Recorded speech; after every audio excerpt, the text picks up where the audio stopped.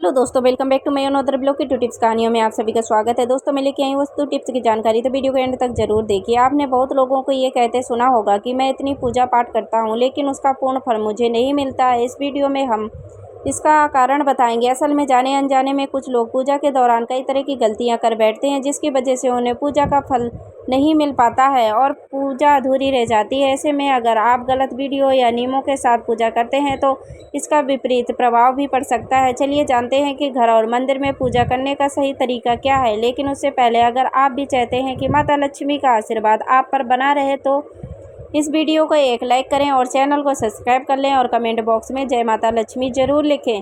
तो चलते हैं दोस्तों जानकारी की ओर। किसी भी देवी देवताओं या भगवान का पूजा करने से पहले स्नान किया जाता है। स्नान के पश्चात शांत मन से भगवान के सामने आसन पर बैठा जाता है। पूजा कभी भी खड़े होकर नहीं करनी चाहिए और न ही खाली फर्श पर बैठकर पूजा करनी चाहिए। कुछ लोग पूजा करते समय जमीन पर ही बैठ जाते हैं, जो कि बिल्कुल गलत है। जिस तरह से आपने भगवान को बैठने के लिए आसन दिया है, ठीक उसी प्रकार स्वयं भी आसन पर ही बैठें। शास्त्रों में कमल और उनके आसन को पूजा के लिए शुभ माना जाता है। अगली जानकारी है, इस बात पर का भी ध्यान रखें कि पूजा का स्थान घर के फर्श से थोड़ा ऊपर होना चाहिए, क्योंकि भगवान अतुल और श्रेष्ठ हैं, इसलिए आप अपनी बराबरी में उनकी पूजा ना करें। पूजा के लिए भगवान को किसी चौकी में या फिर फर्श से ऊंचा स्थान पर स्थापित करें। इसके अलावा पूजा घर में देवी देवताओं की मूर्तियों को कभी भी दीवार से सटाकर नहीं रखना चाहिए। पूजा करते समय आपका मुख उत्तर या पूर्व दिशा की में ही होना चाहिए। घर या किसी भी मंदिर में पूजा संपन्न करने के बाद भगवान से अपनी भूल के लिए उसके सक्षम क्षमा याचना कर लेनी चाहिए। इससे परमात्मा आपके द्वारा जाने अनजाने में की गई गलती को क्षमा करते हैं और आशीर्वाद देते हैं। अगली जानकारी है, पूजा घर हमेशा घर के ईशान कोण में ही रखना चाहिए। पूजा घर में किसी एक देवी देवताओं की मूर्ति एक से ज़्यादा नहीं होनी चाहिए। घर के मंदिर में किसी भी भगवान की मूर्ति 9 इंच या 22 सेंटीमीटर से छोटी होनी चाहिए। इससे बड़ी प्रतिमा घर में रखना शुभ नहीं माना जाता है। बड़ी प्रतिमा को मंदिर में रखना चाहिए। अपने बेडरूम में कभी भी पूजा घर स्थापित न करें और रात्रि के समय अपने पूजा घर के पर्दे से ढककर रखें और पूजा घर में काम में आने वाली सभी चीज़ों के जैसे शंख, घंटी, प्रसाद के बर्तन, दीपक, शिवलिंग, जनेऊ और भगवान शालिग्राम को साफ सुथरे कपड़े ऊपर रखना चाहिए। ऐसा नहीं करने पर हर रोज़ पूजा पाठ करने के बाद भी आपको उचित फल नहीं मिल पाता है। अगली जानकारी है, शास्त्रों को उल्लेख है कि घर या मंदिर कहीं पर भी हो, यदि सूर्यास्त के बाद रात के समय पूजा करते हैं तो इस समय ना तो शंख बजाना चाहिए ना ही घंटी बजानी चाहिए। ऐसा माना जाता है कि सूर्यास्त के बाद देवी देवता शयन के लिए चले जाते हैं। ऐसे में उन्हें जगाना सही नहीं माना जाता है। इसलिए इस बात का सदैव ध्यान रखें कि सूर्यास्त के बाद घंटी और शंख बिल्कुल भी ना बजाएं।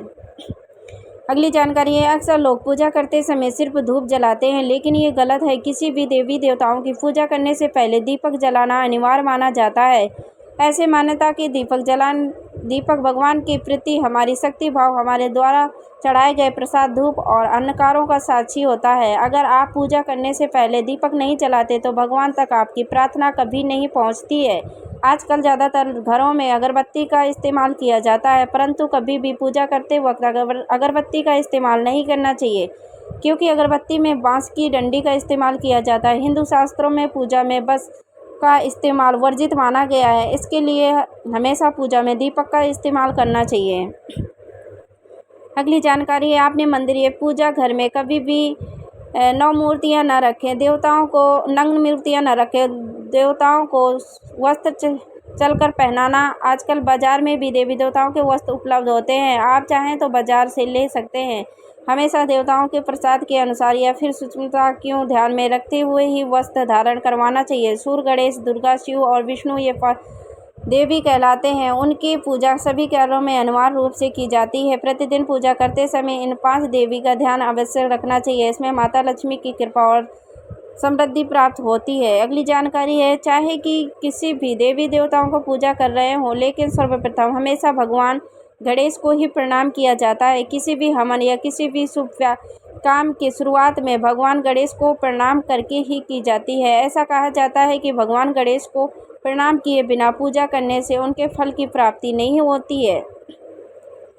अगली जानकारी है, बिना सर ढके पूजा नहीं करनी चाहिए। मान्यता है कि बिना सर के पूजा करने से इसका पूर्ण फल आपको प्राप्त नहीं होता है। पूजा के दौरान सिर ढकना भगवान के प्रति श्रद्धा भाव को दर्शाता है। पूजा के दौरान सिर ढकने का धार्मिक कारण के साथ वैज्ञानिक कारण भी बताए गए हैं, इसलिए स्त्रियों या पुरुष पूजा के दौरान सर जरूर ढके। कभी भी भगवान को एक हाथ से प्रणाम नहीं करना चाहिए, हमेशा पूरी तरह से झुककर दोनों हाथों से प्रणाम करना चाहिए। अगली जानकारी है, जब भी आप पूजा करने से किसी मंदिर में जाते हैं तो आपको मंदिर में जो प्रसाद मिलता है उसे मंदिर में ही रखना चाहिए, भले ही आप उसे प्रसाद का थोड़ा सा हिस्सा ही मंदिर में क्यों न रखें, बाकी हिस्सा घर में जाने के लिए रख सकते हैं। ये ईश्वर के प्रति आपकी श्रद्धा का प्रतीक है। आप जब भी मंदिर जाते हैं तो आपको एक बार घंटा जरूर बजाना चाहिए। ऐसा माना जाता है कि घंटा बजाने से आपका संदेश सीधा ईश्वर तक पहुंचता है। घर में पूजा करने के बाद शंख घंटी को बजाना महत्वपूर्ण माना जाता है,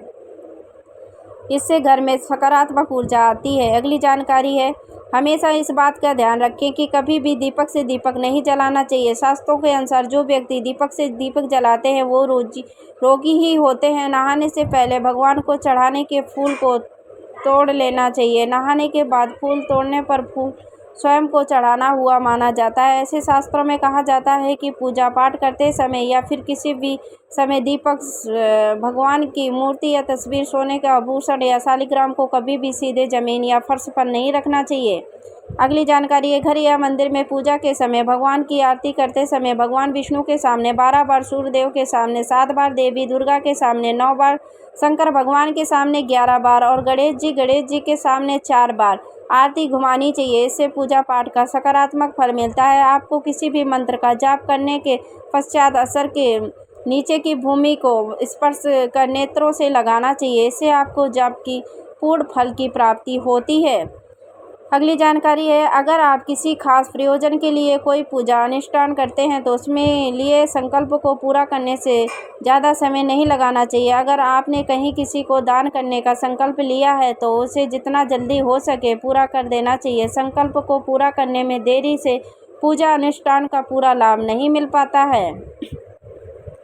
अगली जानकारी है, किसी को भी कोई वस्तु दान दक्षिणा हमेशा दाहिने हाथ से ही देनी चाहिए। एकादशी, अमावस्या, कृष्ण चतुर्थी, पूर्णिमा व्रत तथा श्राद्ध के दिन बाल और दाढ़ी नहीं बनवानी चाहिए। जिन लोगों को यज्ञ पवित्र संस्कार हो चुका है उन्हें बिना जनेऊ पहने पूजा पाठ या किसी भी तरह का अनुष्ठान नहीं करना चाहिए, क्योंकि बिना जनेऊ धारण किए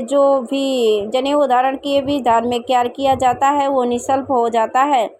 अगली जानकारी, अगर आप पूजा करने के लिए मंदिर जा रहे हैं तो आपको हमेशा घर से लोटे में जल लेकर जाना चाहिए। कभी भी मंदिर में रखे जल से ईश्वर का जल अभिषेक नहीं करना चाहिए। जब भी आप जल चढ़ाकर मंदिर से वापस आएँ तब आपको ध्यान देना कि जल का लोटा कभी भी खाली घर वापस न लाएं। यदि आप जल भरकर मंदिर से वापस लोटा ले आते हैं तो इससे शुभ फलों की प्राप्ति होती है।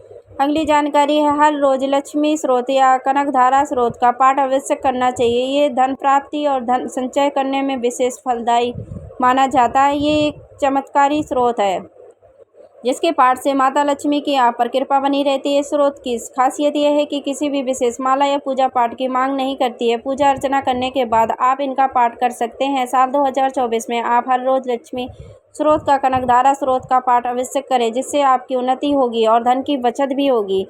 अगली जानकारी है, वास्तुशास्त्र के अनुसार बहुत सी लोगों में आदत होती है कि खाना खाते समय, पढ़ाई या काम की चीज़ें करते समय यह बहुत अशुभ माना जाता है। साल 2024 में आप इन आदतों से बचें। आपके धन के साथ साथ कई चीज़ों के लिए नुकसानदायक साबित हो सकता है। खाना खाते पाचन क्रिया शुरू हो जाती है। अगर आप खाते समय पढ़ाई या फिर काम करते हैं तो इसका संकल्प आपकी पाचन शक्ति पर भी पड़ता है, जिससे स्वास्थ्य संबंधी कई समस्याएं बननी शुरू हो जाती हैं। ईश्वर आप इस आदत से बचें। दोस्तों, वीडियो की जानकारी अच्छी लगी है तो वीडियो को लाइक करें, कमेंट करें, शेयर सब्सक्राइब ज़रूर कर दें और वीडियो के एंड तक बने रहने के लिए, देखने के लिए आप सभी को बहुत बहुत धन्यवाद दोस्तों। Thank you for watching video. जय श्री कृष्णा, राधे राधे।